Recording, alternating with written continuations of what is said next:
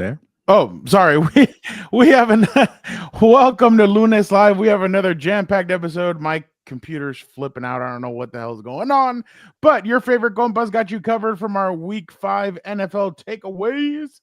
We'll talk about some of the 5 biggest games that we thought were pretty relevant, and then we will bring in Vic, the producer, to finish off this show. We are the buffers. We are the ones that warm you guys up before Sunday night or Monday Night Football. Why do you want to see friggin' the Kelsey brother? Why do you want to see other people on there? Stephen A. Smith, come over and hang out with your compas as we prepare you for Monday Night Football. What'd you say? Ryan Clark is part of the Monday Night Countdown. I think. Oh yeah, that guy too. Yeah, Charger fans, you guys hate Ryan Clark, so come over here, hang out with us. But yeah, let's talk about some of the chaos that happened at SoFi Stadium. But all right, Hilberto, do you have an engagement question for our viewers and or listeners? Yes, I do. I was at that game on Thursday where the Rams just decided to take out a gun and shoot themselves in the foot like multiple times. And also, Fernando, maybe my Wi-Fi sucks or yours, but I know you're talking, but I can't hear you because we're glitching right now. But we'll figure it out. It's been a long time since Thursday, and then Sunday, obviously the Chargers losing to the Commanders. But we're not even talking about the Chargers just yet. For the engagement question of the week. Who had the worst Week 5 loss? I don't know who topped the Rams, but the Arizona Cardinals seem like they did top it. That's my pick right there. What a debacle there of self-destruction. You kind of just chopped your whole season or pretty much put your season on life support. It gives me vibes of the Bears losing to the Commanders on the Hail Mary. It's over. It's over, Anakin. I have the high ground. You're done, Cardinals. Whatever. I need to just crap on them more. But let me know in the comments who had the worst loss. Cardinals versus Rams. Jesus, Cardinals. You guys are terrible. Dude, Eric told me after the game, he's like, the Cardinals lost. I was like, weren't they up 21-6? He's like, exactly. I'm like, wow. By the way, I guess hold on, my bad. I'm looking. I guess Gannon Jonathan Gannon said in regards to the video circulating on how he interacted with Emari Demercado on the sideline, he addressed it with the team Monday morning, said he prides himself on being even keeled in the heat of the moment. It's not who I am. It's not who I want to be. It's a bad look. Dude, I don't care if you're my head coach. We're grown men here. You don't talk to me that way. I'm surprised Demercado composed himself. I get that he screwed up, but Jonathan Gannon and Demercado are probably almost the same age. You don't talk to me that way. I don't even care about the age. It's you're both men here, and he pretty much shoved him like a school kid back in the 50s with the ruler. It was bad. I'm surprised he composed himself. Yeah. No, I saw the video. The Mercado. Yeah, I know what it is. I just read it and I didn't know what way to go with it. With that name. What's the name again? Emari Demercado. I'm all trying to say it in Spanish now. He is from Inglewood. Yeah, but where's the name come from? I don't know. You don't want me to tell you probably the way he got his name. Okay, I'm not talking about when Columbus came over to invade the Americas. Oh no! Oh, by the way, that's on Monday. Next Monday, happy Columbus Day. That's next Monday, though, not this Monday. Think about that freaking episode on Sopranos where the Puerto Ricans and the Italians get into it. Yeah. By the way, yeah. That's what Dan. So when we were in New York, Dan kept on saying that in this motherfucking house, Christopher Columbus is a national hero. I started laughing. So I thought that was amazing. By the way, did you hear that Joe Morley has a tryout with the Raiders for offensive and defensive line? They need him to go both ways, as he says the 49ers do. So 49ers fans do. So he's going to go both ways for them. I just saw the video of Morley pretty much, in tears, pissed off about the Raiders. And I don't blame him. I do not blame him. He lost his voice. In the video that he shot after the game, he had completely lost his voice. I do not blame any Raider fan for reacting that way. That was horrendous. Oh, Eric was not happy in the press box. Pete Carroll and McVay just having meltdowns. Oh, yeah, and Daniel called me on the way home, and he's like, I can't even say shit to you because we got creamed. And then he just starts laughing. And he's like, well, I went. He's like, at least you went 0-2, and then Eric's like, I did go 0-2 this week, but all right. Let's get into that. Commanders come into SoFi Stadium. Chargers up 10-0. Gilbert, I wrote about it on last night. I put mistakes that I've never seen a Jim Harbaugh team make, whether it's anywhere else that he's coached. Personal or flags, roughing the kicker. Ladd McConkey scores on a punt return, roughing the kicker. That would have put them up, I believe, 17-7. No, 17-3, 17-7. Would have put them up 17-7. They would have had momentum. There was one holding call on Trey Pipkins that they converted with Quentin Johnson on a second down. Then they convert again on 2nd and 28. They convert with Keenan Allen, illegal formation by Trey Pipkins. He was in the backfield. Justin Herbert got hit 8 times. He was sacked 4 by a Commanders defensive line that was one of the worst in the NFL at sacking the quarterback.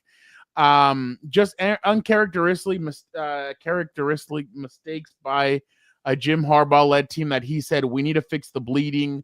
We need to find a way to get this fixed. I personally don't think it's going to be fixed until guys come back. I'll give you my quick 2 cents as soon as you're done, but I kind of want to hear what you think, because obviously they start off 3-0. They got exposed a little bit last week against Jackson Dart with the whole running quarterback thing. I feel like that's kind of their weakness. And then obviously it happened more this week with them allowing another rookie running back to go crazy on them. He scores 2 touchdowns, and then obviously Jaden hurt them with his legs as well. And then Debo, over 80 yards receiving, and no scary Terry McLaurin. So Gilbert, your thoughts on this game? Yeah, this must be a very frustrating 2-game stretch for Chargers fans, because it looked like it was going very well for 3 weeks. And, you know, I wasn't saying that they were perfect, but they looked like legit contenders. And then you see the Giants game, say, okay, you know, that's a good front. They are hurting. Injuries do happen. You could withstand that. You'll be fine. Here comes the Commanders and their so average defensive line, and they still wreck them, and they still put pressure on Justin Herbert. So to me, it's definitely, you could definitely be very concerned. You could definitely have a panic when you're thinking about big picture. Like, this team went from being a legit contender to like, they'll maybe make a playoffs. They'll probably survive. But like, it's one of these times where, and I read about this a lot this past week, Fernando, because there were so many results that were so chaotic. Where like, it's okay to just live in the moment. You don't have to think about what happens beyond, you know, October or beyond week 5. Like, we won't figure that out until the teams get there. So maybe that's the way to make people feel composed and woosah and take a breather. Like, we have no idea what's going to happen in November and December. Right now, they don't look like legit contenders because of the terrible offensive line, the injury waves, and Amari Hampton having the injury too as well. You know, Khalil Mack is out too. That does affect the defense, but it's one of those things where like, okay, how do you stop the bleeding? Like, how do you, you know, like the dam is falling. How do you just kind of, you know, get by and keep it afloat? Like, this is not keeping it afloat, you know, like the Bengals and Joe Burrow side. It's not that bad, but there is a lot of issues here. When you have a front that's not very good, and Justin Herbert can't do anything behind that. And, you know, the good thing about the first 3 weeks, Fernando, and I'm a little over the place with my thoughts here, because honestly, that was one game I stopped caring about. It was over. Like, the second that Quentin Johnson fumble, the second I saw the defense, they couldn't contain. That's what Dan Quinn told them. That was the game changer. It was over by then.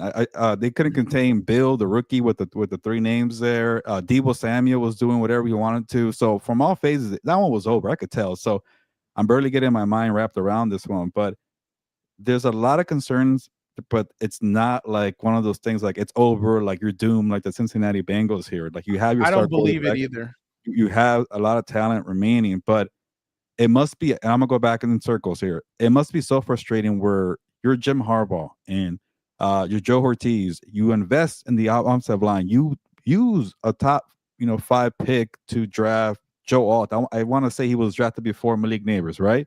Yes, he was. You're patient with the game plan. You say, we know the O-line is very important, and then you get this crappy result. Like, you put so much investment, and that's what you get. You pay for Mekhi Becton. You pay for Rashawn Slater to be in camp, ready to go, and he gets hurt. It's just the way football goes sometimes. And I hate to bring this up. It just makes you wonder, like, what is it about the freaking Chargers that always seem to have this voodoo curse? And Dan's gonna blame me probably tomorrow, but like it's been around the franchise for 60 years now, and that's why I'm saying it must be so damn frustrating when you think you have it. Star quarterback, star coach, star defense, star everything. Rising players like Hampton, rising players like McConkey, resurgence from Keenan Allen, comeback player Quentin Johnson, and you still suck, and you still lay an egg for 2 weeks in a row. It's gotten very bad, but all I can say is like it's not that bad, and you can't look ahead to the future. But I just don't know how they fix it. And you could take it away from here, Fernando, because if you name the people on that offensive line, who, what, that guy still plays. Why is he starting? I don't know how you fix it, to be honest here.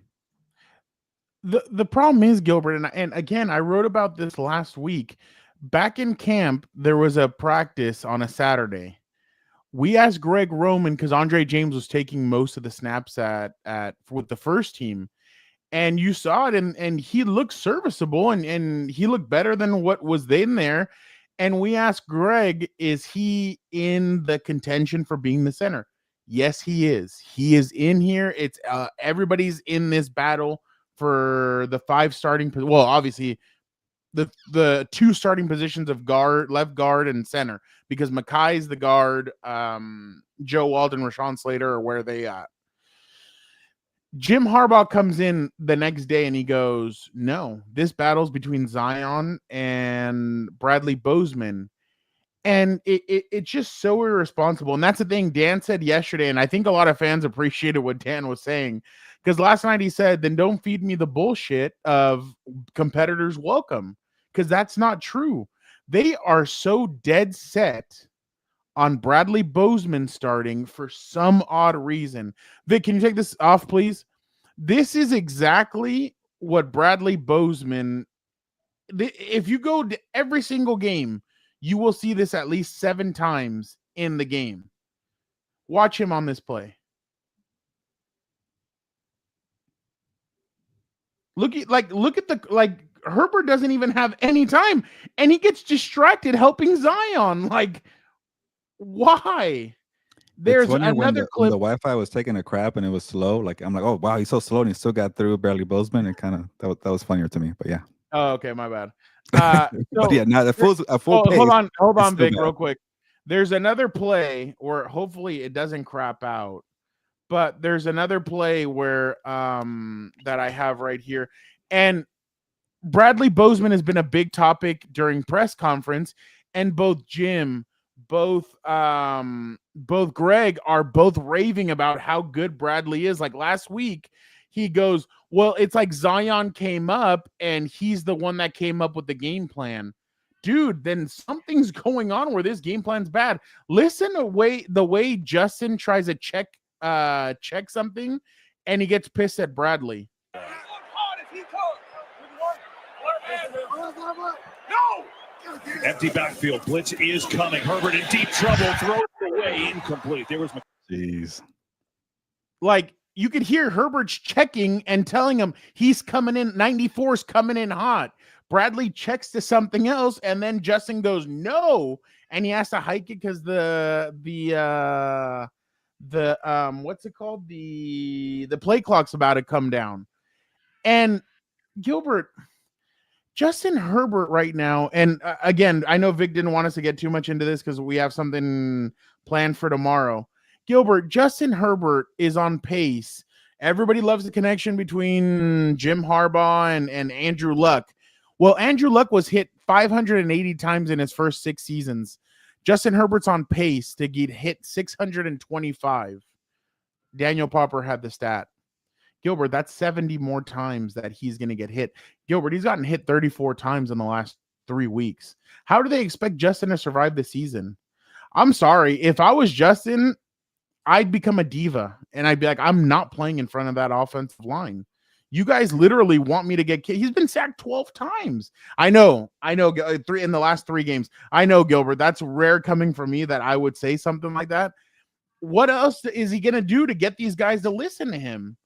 Like, it's that bad. Like, you've put, like, this offensive line has been bad in the past, but at least they had Corey Linsley a couple of years ago, except before his heart kind of gave out on him. Gave out in the sense of he can't play in the NFL anymore. Sorry. But I know what you mean.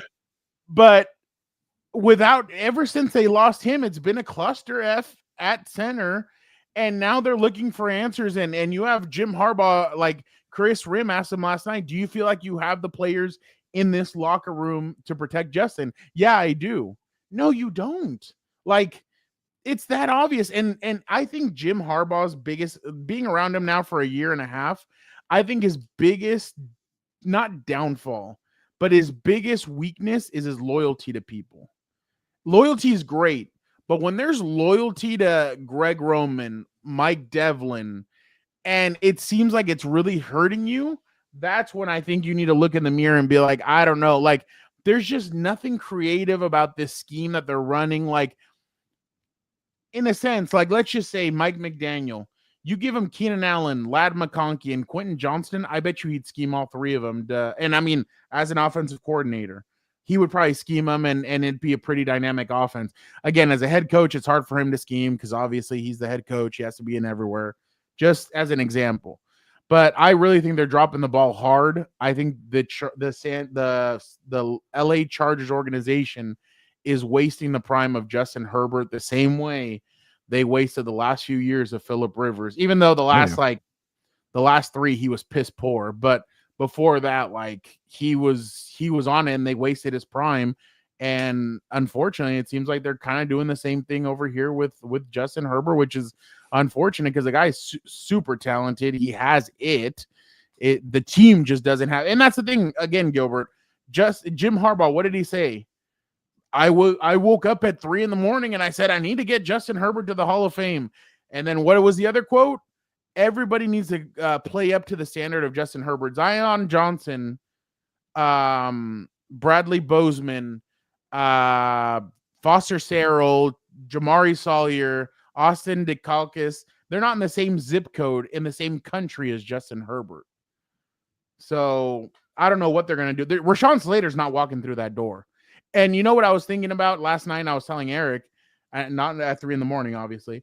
I told him now that this is just going to rush Joe Walt to get back. That's what they're going to force him to do. Not force him in the sense of they tell him you need to come back now, but it's going to force him because that guy's an animal in the sense of, like, he wants to be out there. He knows he wants to win, but I think that's going to force him to come back. I'm not saying he's going to come back for this game. I think for the Indy game, he's going to be back. But I really think he's going to try and force his way back because he sees how hard the team's bleeding. Gilbert, if I was the Dolphins, I'd go cover 0. What the hell are you?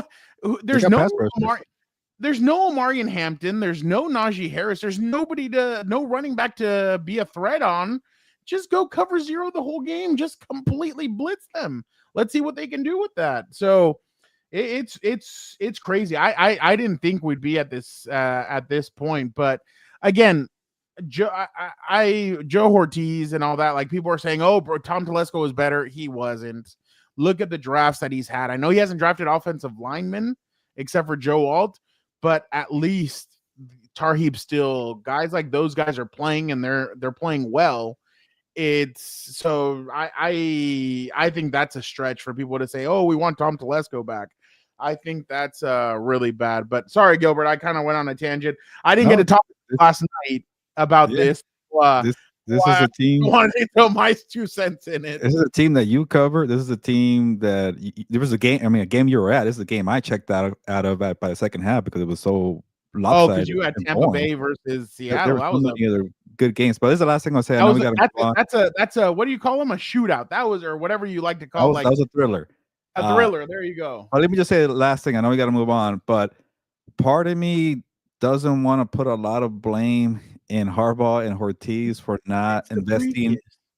Like, I don't want like investing in a center, and that's the thing. I know people don't care about centers. It's not a sexy conversation, but you know, it's hard to find the center, and then when you really need one, it's hard to invest in one and get one in the first round.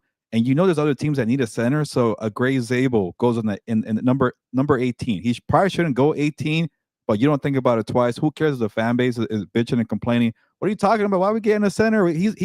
maybe he's a guard. Like he shouldn't be a top 20 pick. Like people bitch when they got Joe Alt. Yeah, like forget about all that. Like, and here's the other thing. What about free agency? What about this guy?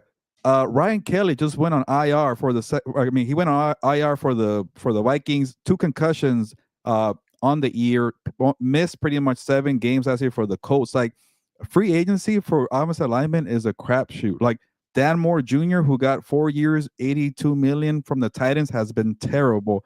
Will Fries, also with the Vikings, has been terrible. The Vikings have given up 21 sacks, the most in the league, and Will Fries and Ryan Kelly got the bank. But people want to complain and say, go throw money at the free agents. It just doesn't work that way, especially for the O-line. Good old linemen don't make it out of the building. Like, I'm tired of saying that. Like, linemen, if you have a good one, they're gonna stay in house. And for some reason, if they do make it out, it's very rare. It's because the team has a better option, a younger option, and a cheaper option. If you cross all 3, then you let the guy go. But it rarely happens. So, yeah, complain about the GM, complain about the coaches, but at least they invested in Joe Alt when the time was there, and they did it. You got to make a better effort for center. I'm not trying to give him a full pass, but I'm just trying to get behind the scenes. That, like, it's difficult to prioritize a center in the first round. It's difficult to get one in the free agency because they just don't make it out. But I gave you the leeway here, Fernando, because this is one team I'm not worried about too much. Like I will complain about other teams, and I don't stop myself from going off. But this one, I think I got to see how it plays out. Let me talk to you. Yeah. You know, it's funny. Tyler Dragon texted me and he goes, "They're not making the play." I was like, dude, there's still a lot of football left. Like, they're gonna, like, most of these guys are gonna get them back. Like, I would hold off on that a little bit. But lastly, remember what Anthony Lynn told Dan when he met him at the Super Bowl 2 years ago about offensive linemen. It's hard to find good coaches. It's actually like a crisis that we're not talking about. It is, and that's why it's time to get Dan and Dago in the NFL. But all right, let's move on real quick. Let's go over to the Rams, Gilbert. Very surprising. Multiple injuries on that 49ers team. And obviously you were at that game. I will let you take it away, but just real quick, Mac Jones, 33 of 49, 342, 2 touchdowns. Christian McCaffrey, 22 carries, 57 yards, 8 catches, 82 yards, 1 touchdown. Kendrick Bourne, 10 catches, 142. Like I told Tyler Dragon yesterday, keep on laughing at me. Quarterback rehab works. It is working on Mac Jones. And lastly, Kyle Shanahan said it best. They looked at that. They were 8.5 underdogs, and he laughed at it. He told the team nutted up. They came out. They put the 49ers or the Rams down early. I still think that the Rams, whoever the hell's the PA guy, they need to stop doing Whose House when the 49ers are there, because they are glaring and they're blaring and they get loud. But I think this is a good punch in the mouth for the Rams. They needed something like this. I'm sure they thought they were going to steamroll the 49ers, thinking, oh, yeah, those guys have a bunch of injuries. Let's just go in there and we'll win this game and move on to – where are they going? Baltimore and then London. Yeah. But yeah, Gilbert, 49ers are for real, man. I think they may be legit even with all the injuries, but unless you think it's a one-off, but I was very impressed by the 49ers performance. Yeah, let me give you both sides, and I'll start with the 49ers because I don't think it's a one-off, but I also still don't think they're like a legit Super Bowl contender. It's like, yeah, they're like, I keep telling them, they're survivors. Like, I'm done like counting out that team regardless of on the field. Like, credit to Shanahan and John Lynch. They've built depth and have star players, and they've been hitting in the draft. They have some good coaching. Robert Saleh and Fred Warner are pretty much like, Coach 1A or Coach 1 and Coach 1A, and Warner just playing at elite level, and guys are feeding off at like Alfred Collins, having some key momentum changing plays. Like, that's a very young defense. So, credit to the whole organization, but like, I still need to see more from them, and they are at the top of the NFC standings at 4-1. They get beat up by the Jaguars, but they're going to be in the game. And part of me, like, I pat myself in the back for saying this is going to be a close game. I took the 49ers in the points there. I took the +7, and then it got up to +9, and that's where I got in trouble when it came to I'm giving all my other my betting angle here, Fernando. Survivor pool, and that's where like you pick a team every week. If you don't get Rams, I did, but okay, you understand Survivor pool. I explained to you the rules here, and I was gonna go Cardinals. They're playing the crappy Titans. I'm like, nope, they're gonna choke. I don't trust them. And then I started seeing all the line shifting. You should have gone with Rams next week against Baltimore. I was gonna lose regardless. It's gonna be Arizona or Rams, and I just started like feeding into the whole narrative. Like, who do they have? No Pearsall, no Jennings, no Purdy, no Nick Bosa, no George Kittle. And I saw that the line moved from +7 to +9. I'm like, oh crap, that's a big jump. People are really freaking out here for the 49ers, and I kind of fed into it for a little bit. But the point is, they're going to keep games close. Like Mac Jones is a talented quarterback. I still got to see more before we start talking about quarterback competition, but we'll talk about that later. But they're survivors, and that's pretty much plain and simple. Like, they are surviving this injury wave. Some teams can't handle it. The 49ers can't. So to that, I give them a ton of credit. I just, when it comes to big picture, I still can't get behind that because I don't know. Like, what are their biggest wins? Beating Seattle and beating the Rams. Like, those are two teams that I have a lot of question marks myself. So the NFC West is competitive, but it's not like a big boy division that we thought they were going to be. They're okay. Then on the Rams side, like, I'm really doubting if they're going to be a Super Bowl contender. Like I honestly haven't. Not even that. Like, I've never actually considered them to be a real threat to win the Super Bowl. But can they win the division now? Like, the Seahawks are pretty good. The 49ers are good. And it's a very close race here. You don't have any cornerbacks. Your running backs can't protect the football. They can't catch the football. They can't really get Devontae Adams in sync either. And then you got he doesn't look like he's in sync with Matthew Stafford. And this is a one-off problem. But then Sean McVay calling that crappy play on 4th and 1. I don't know what the hell that was about. Oh, and the bigger problem, it was shitty. There you go. It was shitty. He was sick about it. And then you can't even kick. You like, it's not even a kicker problem. It's you can't get the kick over people's hands. Like that's a big issue there. And credit to my colleague Connor Orr for calling out the protection issues there. And he wrote a story about it. Again, more offensive line play, Fernando. If your offensive linemen are hurt, and then when it comes to protecting the field goal unit, the linemen are you're down linemen to protect the pressure there. So you bring in backups to do the role, and they're like, oh, wait, I got to play special teams too? I don't even know how to do this. So I put my hands up, and the Rams are struggling. So I know I'm going on a tangent there. To summarize, 49ers are going to be survivors. They're going to be in it until the end.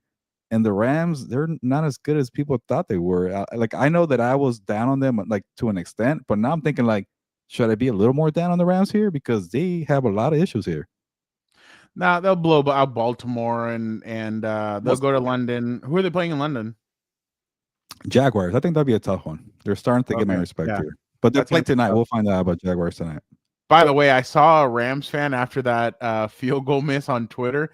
He goes, F it. He's like, I get it. He's a shitty person, but we need somebody like Tucker. What's his name? Yeah, Justin Tucker. Justin Tucker. There you go. We need somebody like Justin Tucker. It's not even a kicker problem. Like, even any kicker can't get the ball over. I know.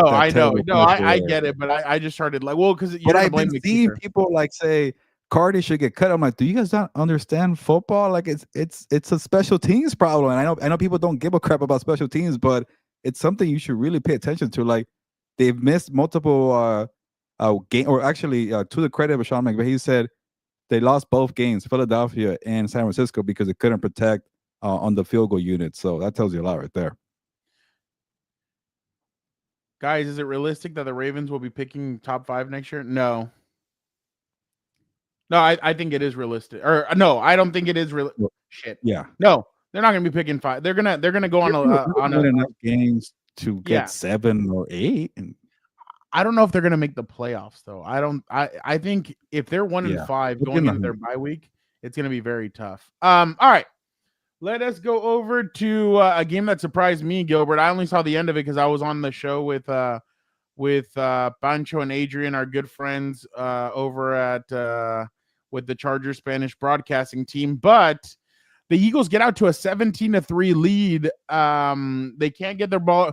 Saquon Barkley had six attempts for 30 yards. I've never seen that before. He did have a 47-yard touchdown catch, so that was improvement. Jalen Hurts went 23 of 38, 280, 2 touchdowns. Bo Nix, 24 of 39, 242, 1 touchdown. And J.K. Dobbins, 20 carries, 79 yards, 1 touchdown. The Denver Broncos come from behind, down 17-3. They end up beating the Philadelphia Eagles. Gilbert, is this the signature win? Is this more about the perfect storm that was for the Broncos, knowing all the beef that's going on right now with the Eagles and them kind of taking advantage? Or is Philly just a mess right now and they don't know what their identity is on offense? These are all tough questions because this is another game where, like, I don't want to look beyond what happened for 4 quarters. Like, I there was media members patting themselves on the effing back after this one. Those are the Broncos that we all know. I'm impressed, but I'm not that impressed because I was telling Victor, like, all last week, like, they just match up well. Like, this is one of the rare teams that match up well with the physical, gritty toughness of the Philadelphia Eagles. A lot of teams can't handle that. To the Broncos' credit, that's a strength. They know how to play smash mouth football defensively. And let me kind of break it down. Like, like the Broncos defense is not special enough to carry a Bo Nix offense to the Super Bowl, but they're good enough to win a playoff game. They're good enough to make some damage and put a scare into you. And that's a very diverse defense, and they don't have a lot of star power, but what they do have is a good edge rusher, Nick Bonito, who's actually starting to become a star. Like he's living up to what he did last year. Like it wasn't a fluke. Like he's becoming a legit #1 edge rusher. And then you have depth on the front to put pressure or stop the run. And then you got a physical downhill safety who's healthy right now. Ufanga, he has to stay healthy for the whole season. But that's making a difference. When you're doing the tush push and short yardage and playing Saquon Barkley, you need everybody. You need all 11 guys to be that tough. And then the second you're putting pressure and you're taking away the run, okay, well, here's Jalen Hurts to drop back to A.J. Brown and Devontae Smith. Good luck giving the ball to A.J. Brown when you got PS2 there. Surtain was having a great game against A.J. Brown. A.J. Brown got frustrated a couple times there. And that's why they went to Devontae Smith for like the first time in a long time, because A.J. Brown got shut down. So you put in all these elements of defense here, and maybe it is to what you said, the perfect storm. But I prefer they match up well against the Eagles. And yeah, and here's the other thing I'm also annoyed about. It's the Broncos are like, here are the pom-poms. They're the real Super Bowl threat that we all thought they were. Like, I hate that. And then here's the other one that I hate for the Eagles. It's 2023 all over again. This defense, this offense sucks. They went 10-1 and then they faded. When has this offense been pretty? It's what they do. And 8 times out of 10, the opposing team doesn't know how to handle ugly football. They don't know how to handle Saquon Barkley. They don't know how to handle A.J. Brown and Jalen Hurts. So, like, can we pump the brakes on 2023? I hate these comparisons to, like, if you look at the numbers from the last 2 years, they're going to fade and this and that, whatever. Like, the Eagles are still good. They're going to be fine. And the Broncos are still kind of who I thought they were, a division round team if they're lucky to win a playoff game, but they'll make the playoffs. And that's it. But people want to really hype up this game. Like we just saw two seasons change because the Broncos win. To me, I'm annoyed about that. But the Broncos have a physical defense and they used it to their advantage. Credit to them for that. I feel like PS2 matches up better against bigger receivers like against him than Devontae Smith. Like, that's what I noticed when he faced Quentin. Quentin was a little bit too fast for PS2. But at the same time, that's why Devontae Smith was on the other side and he was having such a I don't want to say easy time, but yeah, I kind of felt like it was the perfect storm for the Broncos to take advantage. Like you said, they match up well, they do some really good things. I just thought that the Eagles defense doesn't have that same juice that they had last year. But like last year, I remember you couldn't throw near 27 at all. You could throw Quinyon Mitchell's way, and now you can kind of throw the Wi-Fi lag. No, that's fine. No. I think that's my Wi-Fi. But yeah, no, I definitely think that they did obviously the Broncos, they got it together when they needed to. They got it together at the end. They were able to go and win the game. So I again, I think that the Broncos are a good team. I just don't think they're that great team that everybody else thinks that they are, because I do think they have a Bo Nix problem. I'm a little surprised that they don't feed J.K. Dobbins more. It seems like J.K.'s kind of proven in the past that if you keep on feeding him, good things are going to happen. But again, besides Cortland Sutton, I really feel like they have no viable threat, and that's kind of what exposed them. So I'm thinking that before, like Chris Olave to me could end up going to Denver, especially because Sean Payton was with him down there, I think his rookie year. So, or no, was it Dennis Allen? No, it might have been Dennis Allen. Yeah, I think I can't remember. All right, sorry, I was gonna say. I was gonna say Nick Lunes is not gonna trade anybody, but yeah, I think by then Sean Payton was gone. Yeah. So, well, I definitely think that Denver beat them, but at the same time, if we're being completely honest, I just think the Eagles needed a loss like that, and that's what they took. So, yeah, I mean, I don't know if they're a threat, just because I think everybody's kind of bad in the AFC right now, and we're kind of noticing that. But it's wide open again. I think suddenly if the Chiefs win the game tonight. That's why I don't think the Chargers are completely out of it. Like, people think that they're out of it. I still don't think they're out of it. I think the AFC hasn't been as good as what people thought it was going to be. What's the best team right now on the spot, Fernando? What's the best team right now in the AFC? Buffalo still. Oh, they got a lot of problems there. I know they do, but I'd still say Buffalo. They don't have a good defense. They're pretty bad. I know. You see, Joey keeps on performing well, though. Yeah, I did see. What do you have? Like, he has like 2 or 3 sacks now. I forget. I think he has 3. Yeah. I mean, we'll see. Mehul, we really appreciate this part. He says, You guys have a really good podcast. I'm surprised it's not as big as some of the other sorry ass podcasts. We definitely appreciate that. That means a lot. We're not here waving the pom-poms and giving you positive clickbait, I'll just leave it at that. Yeah, exactly. Gilbert, real quick, let's transition over to the Titans against the Commanders, Gilbert. It was just a weird game. The Commanders get out, or the Commanders, the Cardinals get out to a 21-3 lead, or 21-6 lead. After a night run of a 1-yard touchdown, they get up 21-3. In the fourth quarter, just all unravels, Gilbert, with a Tony Pollard touchdown. Tyler Lockett fumbles near the end zone. The ball gets kicked around. It gets recovered in the end zone by Tyler Lockett recovers it in the end zone. The touchdown scored. Then Sly comes up and kicks the game winner after missing the extra point after the Tony Pollard 1-yard kick. Or Tony Pollard 1-yard run. They end up beating the Cardinals, Gilbert, a Cardinals team that. Sorry. Oh, really? Let me see what he said. That's a good one, but no, we appreciate that, Angel. But yeah, it just, Gilbert, it's a bad. Oh my God, that's why everybody was so excited. Dan waited until 2 minutes and 30 seconds. And then he just like unleashed F-bomb after it. I'm like, geez. Wait till 5 minutes. That's why they were all hyping. Like, no. And then I got like a phone call in the middle of it from one of our compas.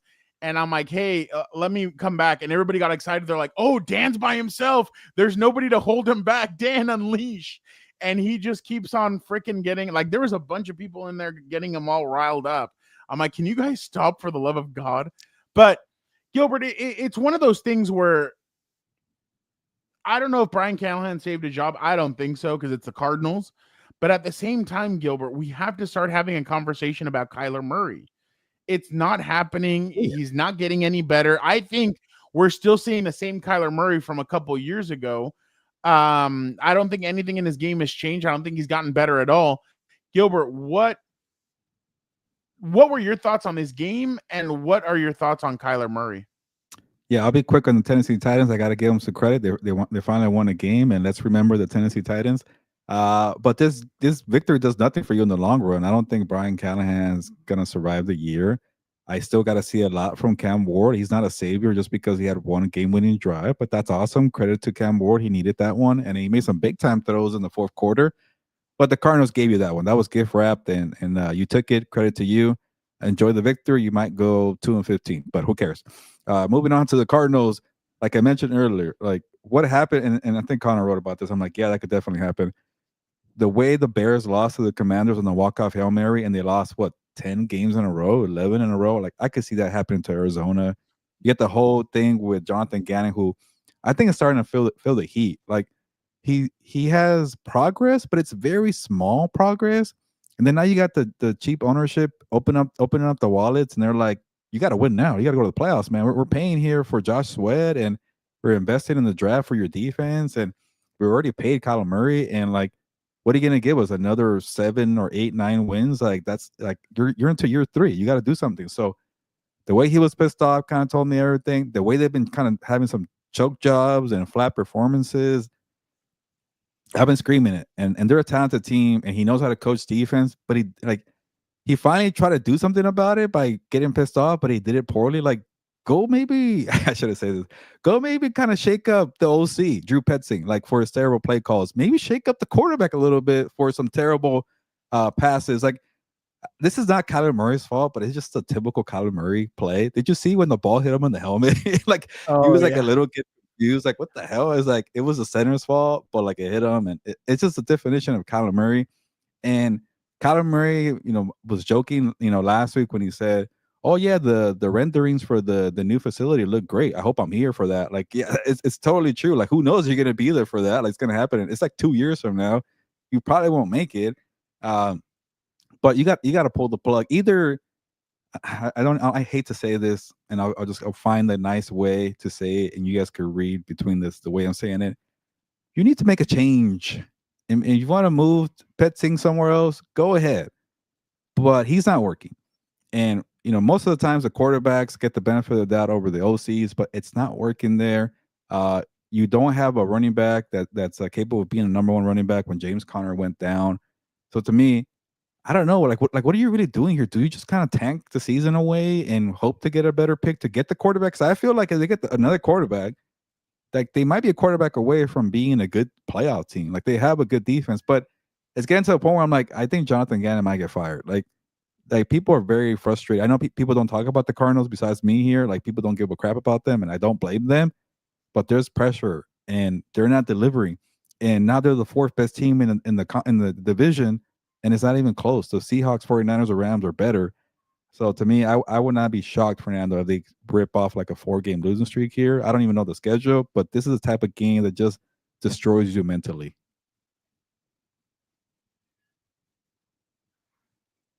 Can you hear me or no? Am I there? Yeah, but I wasn't sure if my connection was starting to get to you. It's me. Yeah, it's a pain in the ass. I know. Yeah, you sent your bad juju my way. Your bad Wi-Fi juju my way. Which is funny because usually the low Wi-Fi marker comes up the whole show. I haven't seen it once here.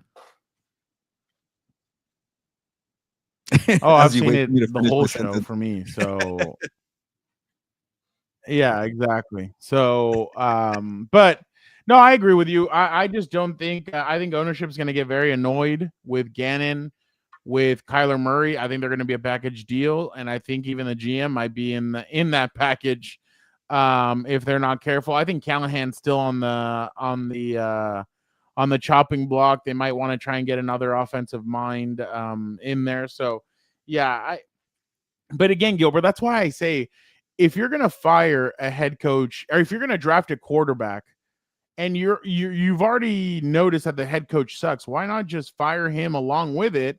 Start over with a brand new head coach, a guy that wants that quarterback that you have, and then go with it. Not who knows? Maybe Brian Daboll, if he gets the Titans job, maybe he doesn't want Cam Ward or you know what I mean? Like when it comes to that kind of stuff, you should pair up the number 1 overall pick or the future quarterback with the head coach that you have. But I mean, teams rarely do that. Look at the Bears. The Bears are now they are on their bye week, I guess, but still, it hasn't looked pretty yet with I'll give you a better one. Caleb the Williams. Carolina Panthers, Fernando. When this message gets to you eventually in the dial-up era, the Panthers and Bryce Young, that is the most frustrating rebuild in NFL history. Like, he has the crappiest first half I've ever seen from a quarterback, and then he lights it up in the second half.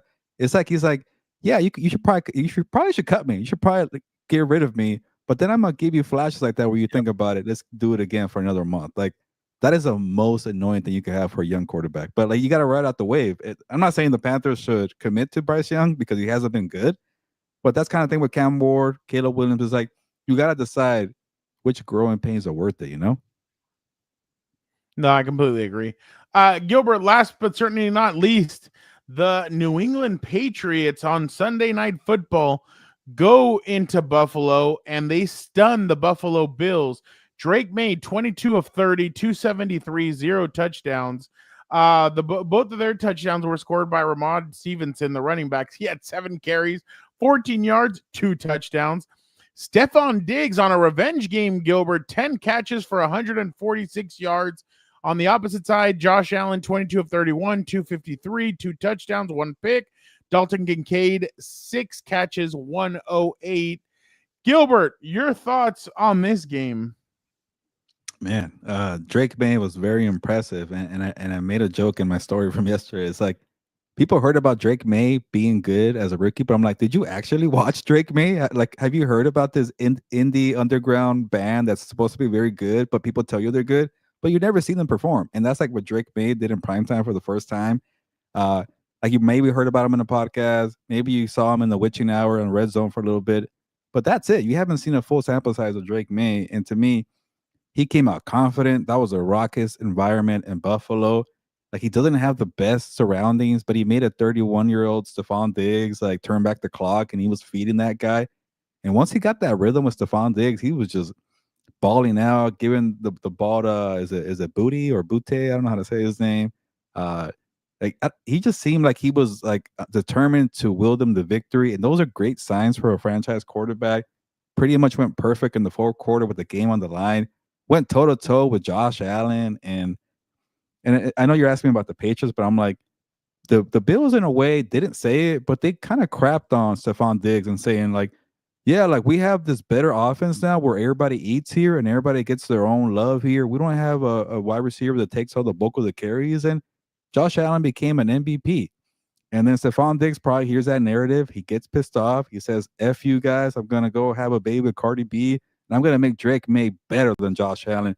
And Drake Maye looked so much better than Josh Allen yesterday. It was one game, but I could see these guys battling in the division. I keep wanting to say conference, in the division for the next 10 years. So to me, it was a nice coming out party for Drake Maye.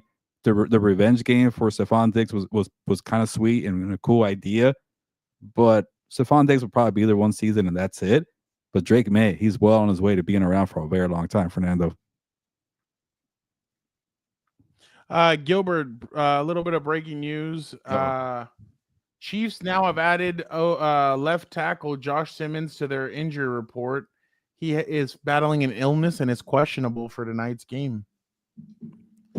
That's a tough one. That's going to bring the pressure. But what's the edge rusher for the Jaguars not available? Oh, Trayvon Walker. Who's been? Yeah. Drake Maye, from the little that I watched in this game, Drake Maye was pretty impressive. He had poise. He would stay in the pocket. Obviously, like you said, the Bills' defense is very sus. So they don't have much of a pass rush. They have some good corners, though. I like some of the guys that they have back there, but yeah, it didn't look good for them last night. I thought last night in their icy whites and all this shit, they were gonna maybe go and beat them up. Same as the Chargers. They had those powder blue. I think those powder blues are not going to be the new ones that they go 0-6 in, like they did in with the all navy or whatever. But yeah, no, Drake Maye controlled the ball. He didn't turn the football over. That's the name of the game. They were able to move the football when they needed to, and they ended up making more plays than the Bills. The Bills are going to need to find guys that step up. I mean, if you really look at it, besides Kincaid, Shakir, 4 catches, 45, Palmer, 2 for 36, like I've said before. Deion Coleman, 4 catches, 23 yards, 1 touchdown. Like, guys are going to need to step up, and they unfortunately didn't step up on Sunday night. But I mean, it is what it is. We'll see what happens with them moving forward. But I still think the Bills are a good team. I still think that they're going to make the playoffs. They're going to be in there in the AFC Championship when it's all said and done. But we'll see what happens when they do that. Yeah, that's can't give you this snarky, sassy comments when the Wi-Fi is lagging it on your end, Fernando. Jesus. I know. Whoa, don't take my Lord's name in vain. All right. Let us bring in Vic, the producer. Let's finish this off right the way we usually do. Let's bring Vic in and give me 1 second. Let me see if I can do something about this Wi-Fi. I'm listening, though. Hello, Victor. How's it going? Hey, what's going on? Let me fix this. Wi-Fi doing much better than Fernando's, I hope. I think so. I'm able to watch the Dodger game here while I'm producing. So we're doing good here, and it looks like we'll get him back soon. All right, Gilbert. I was going to say about baseball, Victor. I am so out of the loop in baseball. I'm like, oh man, I was so busy watching football. I missed the Dodger game yesterday, and then I find out they got a rest day after game 1. What the hell is going on in baseball? Yeah. That grinds my gears. They were at the Eagles game. Yeah. That's right. It was an Eagles game, huh? Yeah. Yeah, and then it was crazy because the Mariners and the Seahawks had to kind of change some stuff up because of they're right next to each other. So there was a lot of issues there too. So luckily they were able to move the Mariners game to the later time. I think they didn't start till later on at night. So Eric was surprised. He was excited when he found out his Mariners won. Good for him. And Ibuka went off too. What a day for Eric. Yeah. Rob Gronkowski can't say his name. How does he say it? I couldn't remember how he said it, but he just didn't know how to say Ibuka. Yeah. All right, my bad, Vic. No problem. Did you guys want to do the fact or fiction, or do you want me to just get to my questions? Whatever you prefer, sir. We got to get it going, so whatever you want to do. All right, we're going to go quick here with fact or fiction. Do the Cowboys deserve credit for overcoming tough situations, which is something you wrote about, Gilbert? Yeah, these are all probably going to be fact because I wrote about all these and I asked the questions, but I do want to hear Fernando's thoughts here, but because he's definitely harsh on the Cowboys, and I want to be quick in saying this. This is not the Cowboys are a real Super Bowl contender answer. It's not Dak Prescott is top 10 quarterback. It's not none of that. It's just for a team that lost Michael Parsons, and before the season, a team that has no CeeDee Lamb, a bunch of injuries on the offensive line, some injuries on defense, and to be 2-1, like let's give a clap to Brian Schottenheimer. Like he got a raw deal there. I get to beat the crappy Jets there, but the defense came alive for Matt Eberflus, who people want to crap on. He didn't have Michael Parsons for a whole freaking month, and he needed to adjust there. They got 5 sacks there. So to me, read the story at SI.com. And Brian Schottenheimer's offense, by the way, is like top 5 in every major category offensively. They're doing things right there. Again, it's not a hot take about them being a real threat here, but I think they need more credit. Fernando, what do you say? They played the Jets. Okay. They've tied with the Packers. I mean, like, yeah, that one. Okay, so are the Packers good or they're bad? I'm just saying they need more credit. No, people but like to crap on the Cowboys. I give them credit. I give them more credit for the Packers tie because they did it without CeeDee Lamb, and what's his name went toe to toe with George Pickens as his main receiver, and you could see how emotional what's his name gets. What's his name? Jerry? How emotional no George Pickens gets. Yeah. So, but I do have to give them credit. I mean, they're not they know that they're not going to be without CeeDee Lamb. They're still making plays. They're still playing winning football, and I do have to give them credit. I just don't buy it. Like, I don't think they're going to go anywhere. Javonte Williams, he was kind of an afterthought when he left the Broncos, and he's ran pretty well for the Cowboys. So you have to be pretty impressed. I'll just keep mine quick too with what you just said. To me, they're the Bengals from last year. They have a really good offense. That defense is, they're going to do just enough to keep them in games. And, what I really liked is Dak has taken command of that offense. He's the one running that offense, and we'll see what happens going forward. But to me, they're the Bengals from last year. I'm kind of surprised you're giving them credit, but Gilbert, but I get it. I also think you're kind of insulting this defense by calling them the Bengals defense. They shut down Justin Fields on the running back. Justin Fields 26 yards. Other teams couldn't do that. Like I think Eberflus figured something out with the adjustments. Again, they got a raw deal, and I don't get why that's such a hard thing to fathom. Like this could maybe be a wild card team. I'm not saying they're going to be a real threat, but like the offense is really good, and the defense maybe turned the corner there. I don't know. Yeah, we'll see. All right, we'll stick. We're actually here. I want to hear from you guys about this because I'm actually interested in this.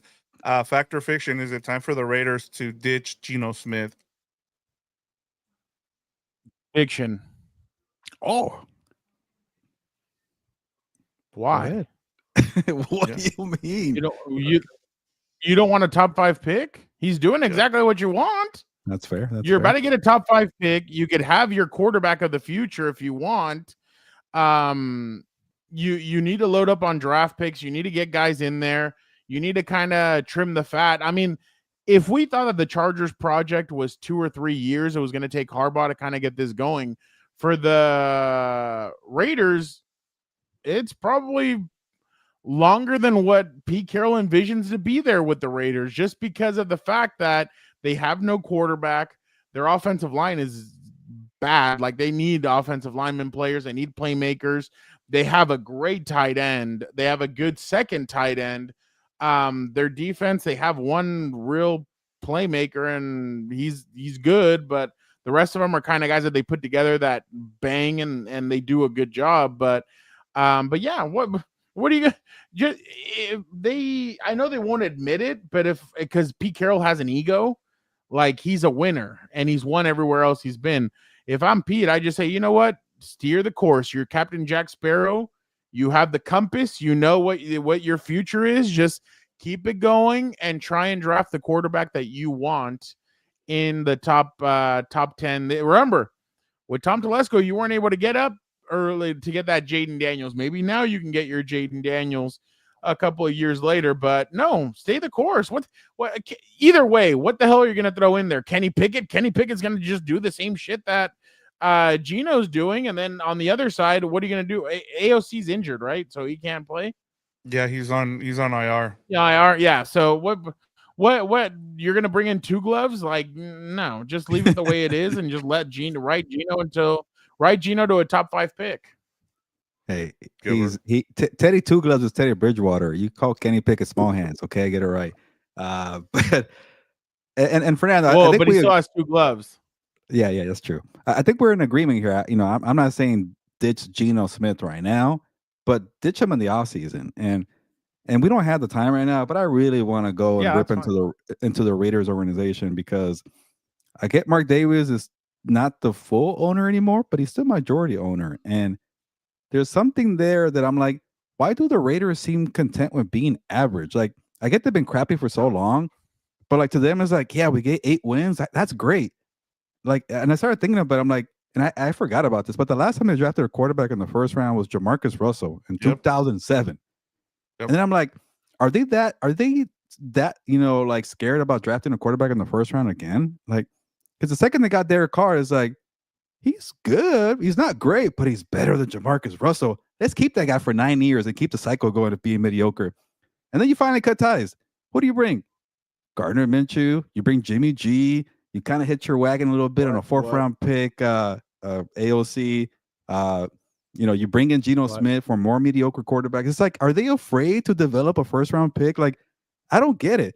Pete Carroll won't do this. He won't tank the season. Tom Brady, and another thing about Tom Brady, and going to the whole thing, again, I have a lot of thoughts about the Raiders. Good star players tend to be terrible GMs and terrible coaches and terrible owners because they're so competitive. They don't know how to rebuild. Like, imagine Tom Brady saying, the ultimate competitor, hey guys, we suck. Can we lose the rest of the games? No way in hell Tom Brady's going to say that, but they should lose every freaking game the rest of the season. It's time to get a 1st round quarterback. Enough is enough. Stop being so afraid to develop one because you screwed it up 18 years ago with Jamarcus Russell. You took a whiff. You sucked there. That's your dad's fault, Mark. takes control of the team and has some cojones and draft a freaking quarterback. Like the Patriots lost Tom Brady and they got Drake May. They sucked for a couple of years and they were fine, but for some reason the Raiders want to be like, I like Derek Carr. He's safe. I like Geno Smith. He's safe. I like Gardner Minshew. He's safe. I like Jimmy G. Those guys suck. Go get a real quarterback. I'm done. Derek Carr wants to come back too. Yeah, he might be better than Geno at this point. Geno has a league high 9 interceptions. He's terrible right now. By the way, can I tell you real quick what pisses me off? And we'll get to Vic. Sorry. I just saw it right now on Twitter because I was looking for something to show you at the very end.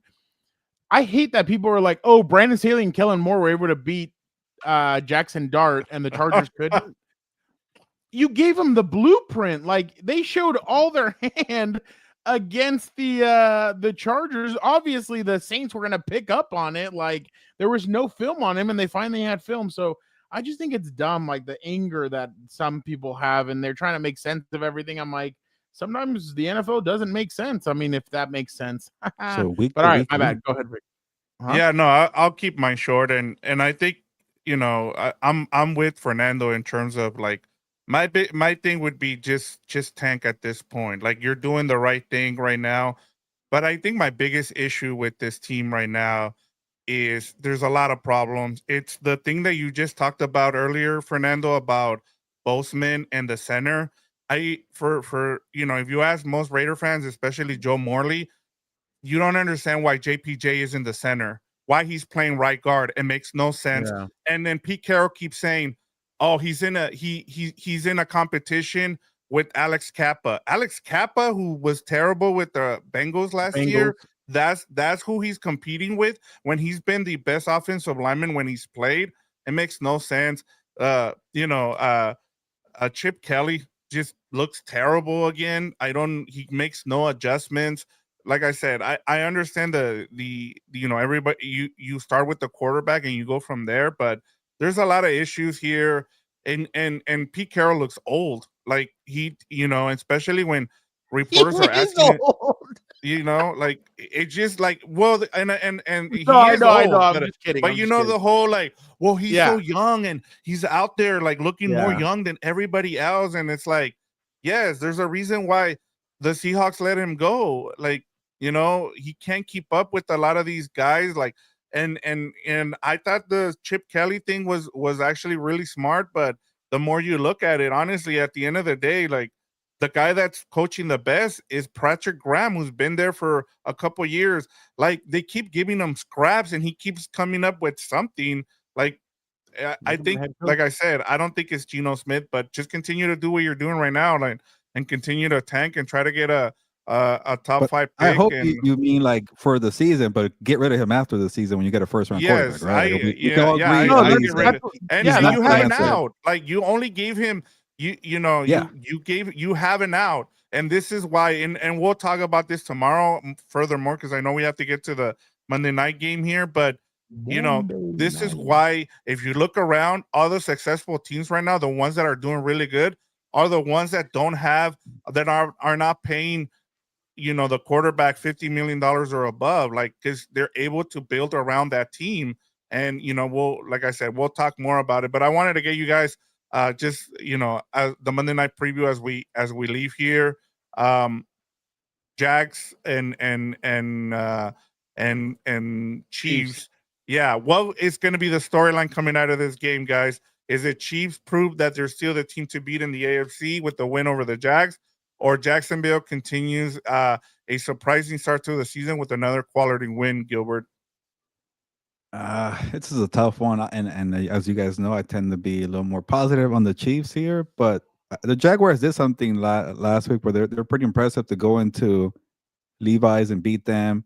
I do worry about the Chiefs having injuries to Xavier Worthy, maybe no Josh Simmons, but I think it's just an illness. Maybe he's okay. But yeah, I'm not gonna make excuse for the Chiefs. I'm gonna say it's the first one.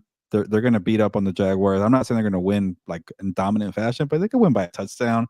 And then improve to 3-2. And surprise, surprise, the Chiefs are not going anywhere. The sky is not falling in KC. People are trying to write them off so quick. I get people are tired of them, but I'll give myself credit here because chill, other people. I'll give myself credit here because people blur the lines. Were like, I don't want to see that team anymore. I get tired of that team. Like they just they win. I don't understand why that's a problem. People can't notice it. They know how to win when it matters. People, they don't care about stuff. People want style points. They want to be entertained.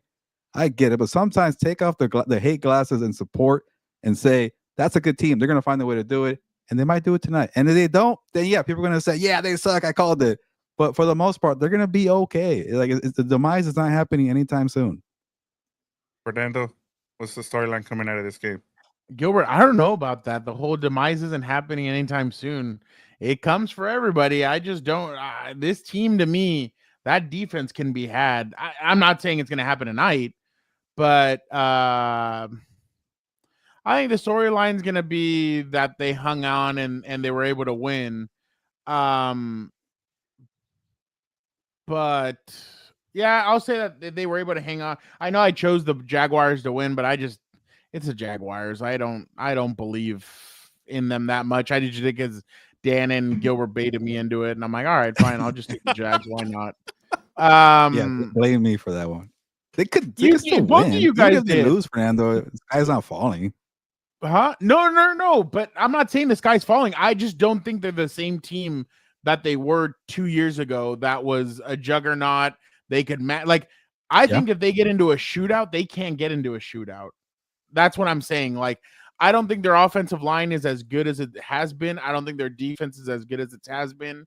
I think they're getting older. I think Travis Kelce. I think Chris Jones is starting to slow down as well. Like they're starting to get up there in age. But I mean, we'll see what happens. I still think Kansas City's going to win tonight. But if not, I mean, I have my pick back there. But Vic, can you check this off real quick? Just give Gilbert the video that he wanted to hear. This is Rob Gronkowski trying to pronounce the name Gilbert. Ohio State. Mika Egbegbu going for over. Oh my God. Mika, not even close. I'm getting confused. Are you going? I'm getting confused. The last name was just butchered. Guys, one thing you guys should not be confused about is you guys love the Compas. You guys, again, go to this. You guys have a really good podcast. I'm surprised not as big as some of the other sorry-ass podcasts. Again, we appreciate you guys. And listen to what Angel said. Angel said, just wait until tomorrow. The podcast gets better. Hopefully, for 10 minutes. Dan goes rated R. By the way, 6:45 to 7. Call it 10 minutes with Dan and Diego once a week. Hey, 10 minutes is better than no minutes. By the way, I do hear there's a return coming next week or tomorrow. We will see if a certain fan returns to the show to throw in his comments. He heard what some of the people were saying about him. Oh, yeah. And he is not happy. So we will when it's a bye week, it's easy to come back. It's a bye week, huh? I'm gonna put a caption: "Bye week, cheese eating bastard." Exactly. There you go. Again, thank you to everybody who checked this out. Don't forget, tomorrow at about 5:30, we will start the Four Compas show. Gilbert and I will start it off, then we bring in Vic, and then when Dan is able to grace us with his presence, he will show up to add the boom. Obviously he doesn't like the boom, but he will add the boom. Exactly. Appreciate everybody so much. You guys are the best. But for the time being, don't forget to like, comment, subscribe. Don't forget to let your compas know that we have a bunch of stuff coming out. We have a bunch of great stuff, so make sure you guys keep on tuning in. Appreciate everybody who checked it out. Gilbert, why don't you get us out of here? Yeah, let's get out of here. Check out everything we're doing on Compas on the Beat, everything we're doing on What's Up Boats, everything we're doing at House of Horns. Support. Be a compa, tell a compa about Compas on the Beat. But it's time to get going. Enjoy Chiefs, Jaguars, Charger fans. You can root for the Jaguars. But it's time to get going. Y nos vamos, pues.